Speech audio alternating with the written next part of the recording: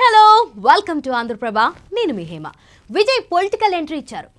ఎప్పటి నుంచో ఆయన రాజకీయాల్లోకి వస్తారా రారే అనే ఆసక్తికరమైన చర్చ జరుగుతున్న వేళ వస్తున్నా అంటూ ప్రకటించారు విజయ్. అంతేకాదు తమిళగల్ వెట్రి కలంగం అంటూ పార్టీ పేరు కూడా ప్రకటించారు విజయ్. పార్లమెంట్ ఎన్నికలే లక్ష్యంగా పనిచేస్తామని చెప్పుకొచ్చారు దళపతి. తమిళనాట విజయ్ ఏం మాట్లాడినా రాజకీయాలకు ముడిపెడుతుంటారు. అలాంటిది ఆయన ఏకంగా రాజకీయాల గురించే మాట్లాడితే అంతకంటే సంచలనం మరోటి ఉంటుందా? ఇప్పుడు ఇదే జరిగింది. పొలిటికల్ ఎంట్రీపై ఇలా చెప్పారో లేదో అప్పుడే నేషనల్ వైడ్ ట్రెండ్ అయిపోతున్నారు విజయ్. తమిళనాట అవినీతి రాజకీయాలు జరుగుతున్నాయని గట్టిగానే స్పందించారు ఈ హీరో. ప్రస్తుత రాజకీయ పరిస్థితులకు ఓటర్లే కారణమని, డబ్బు తీసుకుని ఓటేస్తే ఇలాగే ఉంటుందని ఈ మధ్య విజయ్ చేసిన కమెంట్స్ వైరల్ అయ్యాయి. విజయ్ పొలిటికల్ ఎంట్రీ ఒక్క రోజులో అయింది కాదు, చాలా రోజులుగా గ్రౌండ్ వర్క్ చేసుకున్నారు ఆయన. ఎప్పటికప్పుడు అభిమానుల సంఘాలతోనూ చర్చిస్తున్నారు.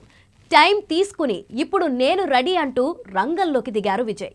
రాజకీయాల కోసమే ఒప్పుకున్న సినిమాలు త్వరగా పూర్తి చేస్తున్నారు విజయ్.